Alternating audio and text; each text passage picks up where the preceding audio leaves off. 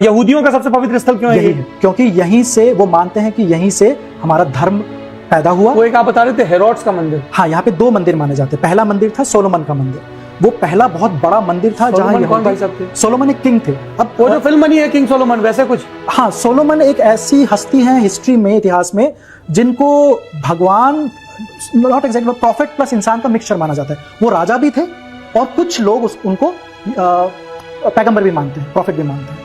तो सोलोमन को प्रॉफिट मानने का रीजन है कि सोलोमन वो पहले राजा थे जिन्होंने यहाँ पे एक यहूदियों का अपना एम्पायर बनाया, यहूदियों का अपना राज्य साम्राज्य बनाया। इसलिए वो एक कल्ट फिगर हो गया। उन्होंने जो मंदिर बनाया उसको कहते हैं सोलोमन टेम्पल। लेकिन 500 उसमें क्या सोलोमन की मूर्ति थी? नहीं, उसमें यहूदियों में मूर्ति पूजा होती है क्या? नहीं, मूर्ति पूजा नहीं होती। वहाँ पे तोरा रखी जाती है, तोरा पढ़ी जाती है, धार्मिक किताब, जैसे हमारे गुरुद्वारों में गुरु ग्रंथ साहिब रखा होता है। बिल्कुल उसी तरह। वो मंदिर टूटा, उसको फर्स्ट टेंपल कहते हैं, पहला मंदिर। वो मंदिर टूटा, किसने तोड़ दिया? रोमन्स ने अटैक किया था। देखो रोमन्स ने।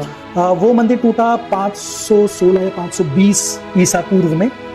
उसकी जगह फिर नया मंदिर बनाया जाने लगा। हमारे यहाँ मौर्य एम्पायर बिल्कुल शुरू होने को था। हाँ, उसकी जगह नया टेंपल बनने लगा, उसको हम सेकंड टेंपल कहते हैं, द्वितीय मंदिर। वो बनाया हेरोड ने, किंग हेरोड, तो उसको हेरोड का टेंपल भी कहते हैं। अच्छा, जैसे विष्णु लक्ष्मी विष्णु के मंदिर बनते हैं, उसको बिड़ला मंदिर कहते हैं क्योंकि बिड़ला जी ने बनवाया। जी बिल्कुल उसी तरह। तो ये हेरोड सोलोमन टेंपल और हेरोड। जी। वो दीवार कौन सी जिसकी तरफ मुंह करके सब लोग ऐसे रब्बी खड़े रहते हैं? वो दीवार थी फाउंडेशन हेरोड के टेंपल की, सेकंड टेंपल की दीवार थी। अच्छा। तो 70 एडी में रोमन्स ने अटैक किया और वो सेकंड टेंपल भी तोड़ा। और अब की बार सिर्फ टेंपल नहीं तोड़ा, यहूदियों के पलायन करने पे मजबूर कर दिया। उन्होंने इतना नरसंहार किया। जब वो यहूदी पलायन करके चले गए, रोमन्स ने वो पूरा मंदिर तोड़ा, मंदिर के पत्थर भी उठा के ले गए किसी और इमारत को बनाने में। तो सिर्फ एक वो दीवार बची। उस दीवार के ऊपर, अब अगर कोई और मैप तो बता सकता था, उस दीवार के ऊपर वो पत्थर है जहां ये तो 70 ईडी में टूट गया था। उसके 800 साल बाद, 800 साल बाद उस पत्थर से पैगंबर मोहम्मद गए। तो आज अगर आप वहां जाएंगे तो वो दीवार है जहां यहूदी पूजा करते हैं, उसके ऊपर हरम अल शरीफ और उसके बगल में अलग सा मस्जिद है जो मुस्लिमों के लिए तीसरी सबसे पवित्र जगह है। तो संयुक्त राष्ट्र को क्या लगा, अगर ये 2 ऐतिहासिक पवित्र जगह एक के ऊपर एक है तो हम इसका विभाजन कैसे करें? नहीं कर सकते।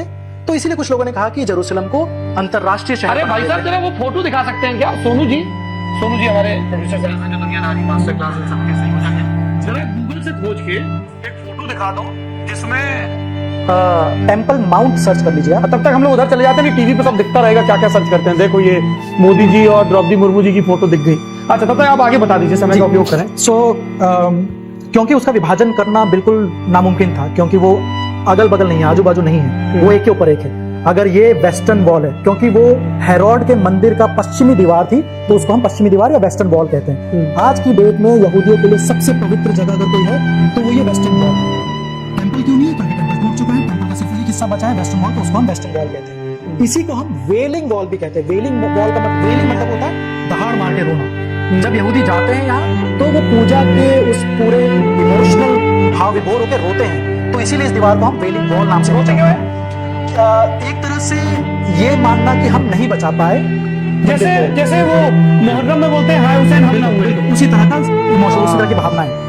तो इसीलिए वेस्टर्न वॉल को हम वेलिंग वॉल भी कहते हैं। इस स्लॉट मेरे मसीही भाई बहनों, यीशु मसीह नासरी के नाम में आप सभी मसीही भाई बहनों को सलाम। मैं नितेश कुमार मसीही। जैसा कि मेरे मसीही भाई बहनों, अभी आपने वीडियो क्लिप के अंदर देखा कि किस तरीका से सौरभ जी जो है, जो लंदन टॉप के न्यूज एंकर है, काफी जाने माने हस्ती और चेहरा है इंडिया के लिए। मेरे मसीह भाई बहनों, जब वो यरूशलेम के मंदिर पे जब चर्चा करते हुए आपने सुन रहे थे तो काफी हैरान होकर सुन रहे थे, काफी वो उसके अंदर जिज्ञासा जाग रहा था कि मैं इस विषय, मंदिर के विषय के बारे में जान सकूं। हालांकि जो ज्ञानवान जो वहां पे थे वो समझाने की बहुत प्रयत्न कर रहे थे, कोशिश कर रहे थे। अगर बाइबल के वचन से समझाते तो मैं सच कहता हूं सौरभ जी और भी विस्तार रूप से और लोगों तक बहुत ऐसी अच्छी मैसेज पहुंचता। मेरे मसीह भाइयों, आइए हम बाइबल के वचन से मैं आपको बताता हूं कि सुलेमान जो मंदिर बनाया था, या सोलोमन जो जिक्र कर रहे थे, इंग्लिश में सोलोमन कहते हैं सुलेमान को। मेरे मसीह भाइयों, सबसे पहले राजा दाऊद से शुरू करते हैं। राजा दाऊद को बहुत ही चाह थी, बहुत ही इच्छुक थी दिलों में कि मैं परमेश्वर का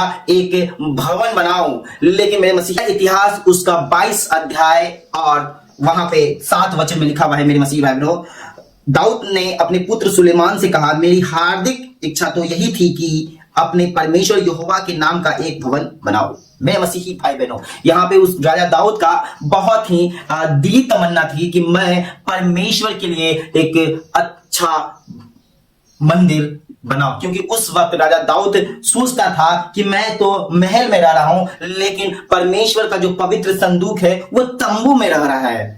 जो आकाश और पृथ्वी को बनाने वाला, जो संसार को बनाने वाला वो पवित्र जो संदूक था वो सिर्फ एक तंबू में रह रहा है। मेरे मसीह भाई बहनों, संदूक तो बहुत ही दिली तमन्ना थी राजा दाऊद को बनाने के लिए कि मैं इसको मंदिर बनाऊं और वो संदूक को वहां उस मंदिर में रखूं। मेरे मसीह भाई बहनों, आगे की ओर बढ़ेंगे, वहां पे लिखा हुआ है परंतु यहोवा का यह वचन मेरे पास पहुंचा कि तूने बहुत लहू बहाया और बड़े बड़े युद्ध किए हैं, इसलिए तू मेरे नाम का भवन ना बनाना पाएगा। यानी नतान नबी ने राजा दाऊद को कहा था कि तूने बहुत बड़े बड़े युद्ध लड़े हैं, और युद्ध मेरे मसीह भाई बहनों जब लड़ा जाता है तो लहू बहता है। जब युद्ध लड़ा जाता है तो किसी का परिवार को छीन लिया जाता है, खत्म कर दिया जाता है। मेरे मसीही भाई बहनों, नतान नबी के द्वारा परमेश्वर को ने राजा दाऊद के पास कहलावा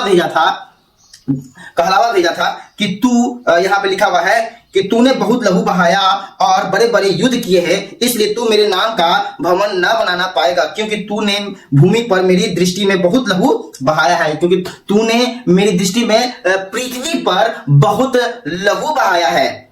देख देख देख, तुझसे एक पुत्र उत्पन्न होगा जो शांत पुरुष होगा।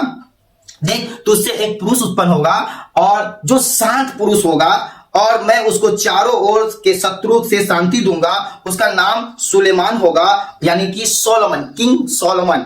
मेरे मसीह भाई, जो जहां पे अभी जिक्र हो रहा था सौरभ जी से, न्यूज वाले ललन टॉप। मेरे मसीह भाई लोग, यानी कि यहाँ पर वो कह रहा है, परमेश्वर का वचन कह रहा था नतान नबी के द्वारा कि मैं किंग यानी सोलोमन से ही इस पवित्र मंदिर बनाऊंगा। जो पवित्र संदूक है, जो तंबू में रह रहा है, उसे पवित्र संदूक जो है मंदिर में रखूंगा। और इसका चाह था राजा दाऊद इस मंदिर को बनाए, लेकिन परमेश्वर ने राजा दाऊद को सेलेक्ट नहीं किया था। परमेश्वर ने सुलेमान यानी राजा दाऊद का जो पुत्र था उससे बनवाना चाहता था। मेरे मसीही भाई बहनों, अब आगे की ओर हम बढ़ेंगे तो आपको मैं आगे की ओर बढ़ के बताऊं, पढ़ के। तो यहाँ पे लिखा हुआ है, वही मेरे नाम का भवन बनाएगा, वही मेरे नाम का भवन बनाएगा, और वही मेरा पुत्र ठहरेगा और मैं उसका पिता ठहरूंगा। वही मेरा पुत्र ठहरेगा और मैं उसका पिता ठहरूंगा, यानी यहोवा परमेश्वर का पहलौठा बेटा।